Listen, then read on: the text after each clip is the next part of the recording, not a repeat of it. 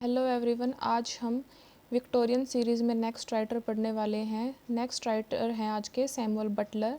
और Samuel Butler English literature में दो सैमुअल बटलर हैं। हम विक्टोरियन राइटर के जो सैमुअल बटलर हैं जिनका लाइफ स्पैन 1835 से लेकर 1902 तक रहा के बारे में पढ़ने वाले हैं। अगर आपने इस पिछली वीडियो नहीं देखी है जो विक्टोरियन राइटर्स पर बनाई गई हैं तो आप प्लेलिस्ट में जाकर देख सकते हैं। प्लेलिस्ट का लिंक डिस्क्रिप्शन बॉक्स में मिल जाएगा। तो शुरू करते हैं।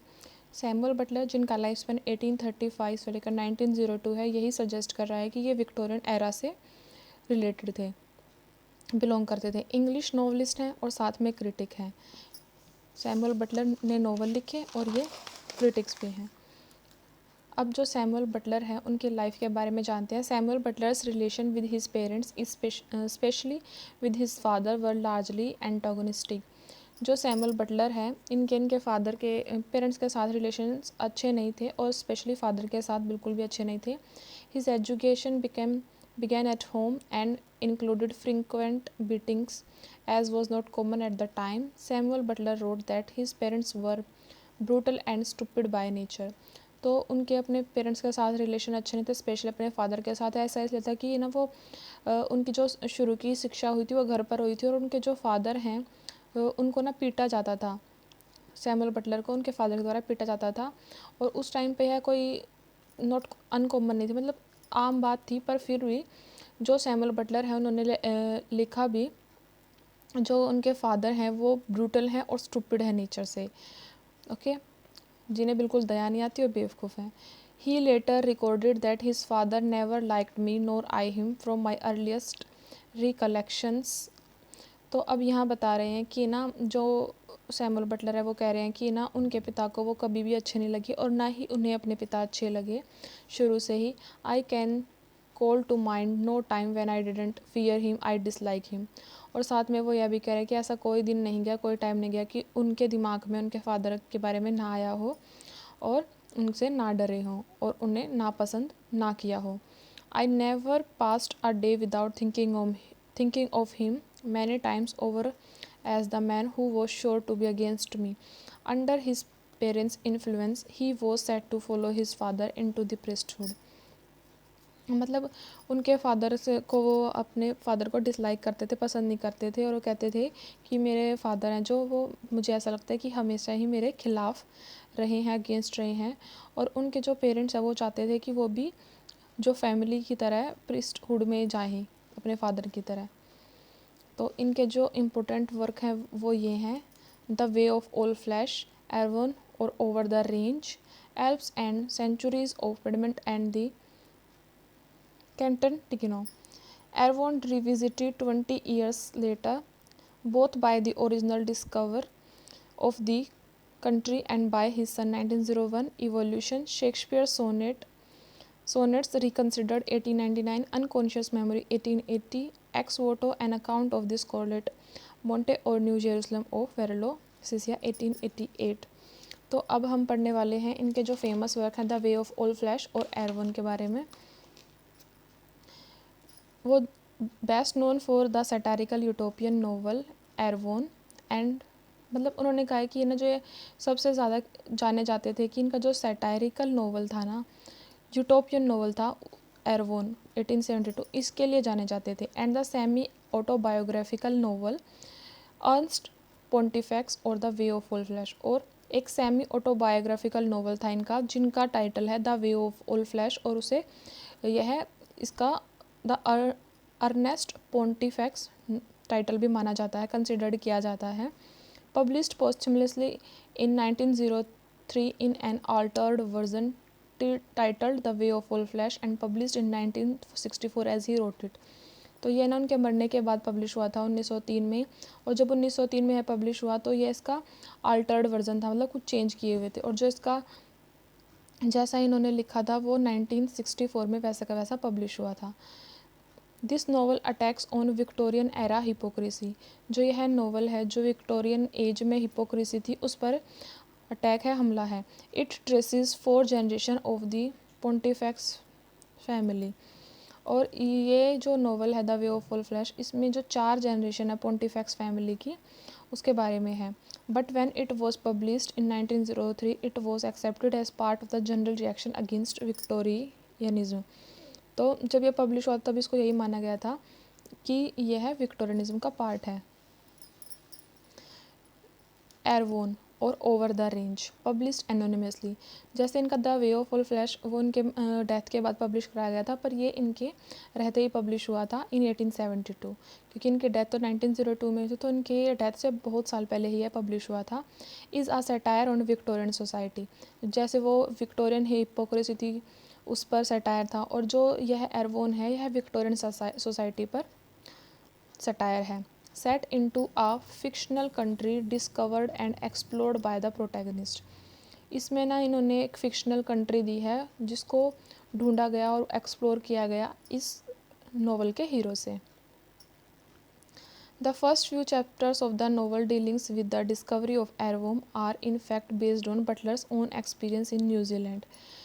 जो यह एरवोन और ओवर द रेंज नोवेल है, इसमें ना जो प्रोटैगनिस्ट है वो डिस्कवर करता है कुछ फैक्ट्स, और जो वह फैक्ट्स डिस्कवर कर रहा है वह जो इसके राइटर हैं बटलर, उनके एक्सपीरियंस पर बेस है जब वो न्यूजीलैंड में रहे थे। Where as a young man he worked as a sheep farmer on Mesopotamia, जहाँ पर वो शीप मतलब भेड़ शीप फार्मर रहे थे मेसोपोटामिया में, स्टेशन फॉर अबाउट 4 ईयर्स, और वहाँ पर लगभग 4 ईयर तक रहे 1860 से 1864 पर मेसोपोटामिया स्टेशन पर।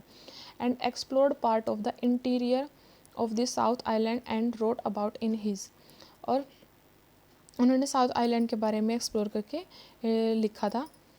And a first year in Canterbury settlement 1863, ये इसी टाइम की बात है। Erewhon was the only book written by Butler to be widely read and to turn a profit during his lifetime. एक उनका ना यह नोवेल यह बुक थी ना जो एरवोन, यह ही एक ऐसी थी कि उनके लाइफ टाइम में उन्हें उस फेमस भी कराया और प्रॉफिट भी दिलाया, और सबसे ज़्यादा पढ़ी गई, वाइडली रेड थी। It describes a topsy turvy utopia in which all machines are banned and disease is considered a crime. अब ना इसमें ना यूटोपिया में मतलब मशीन्स के बारे में है ये, कि machines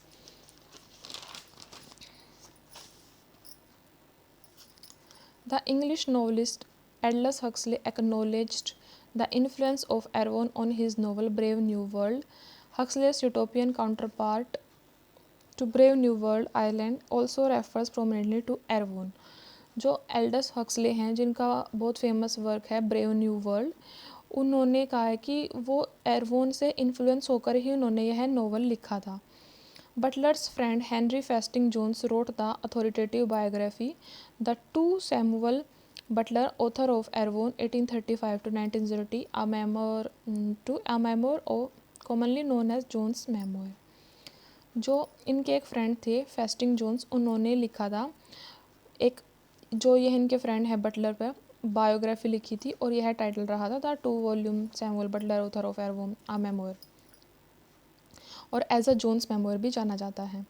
Buttler argued in a lecture entitled the humour of Homer.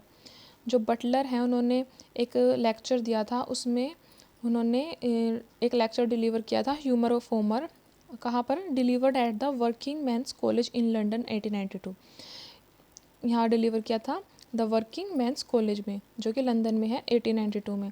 That होमर्स deities in the Iliad are like humans but without the virtue and that he must have desired his listener not to take them seriously।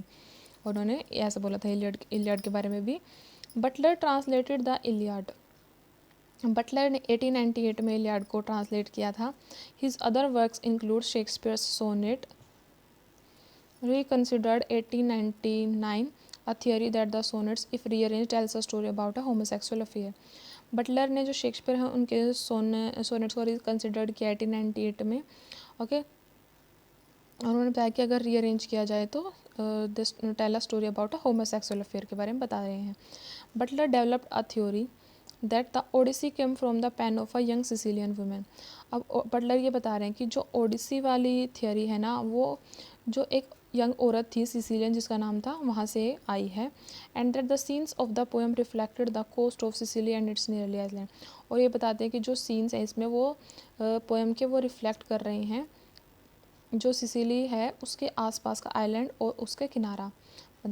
In the 1920s Jonathan Cape published Butler's collected work in 20 volumes as the Shrewsbury edition of the works of Samuel Buttler.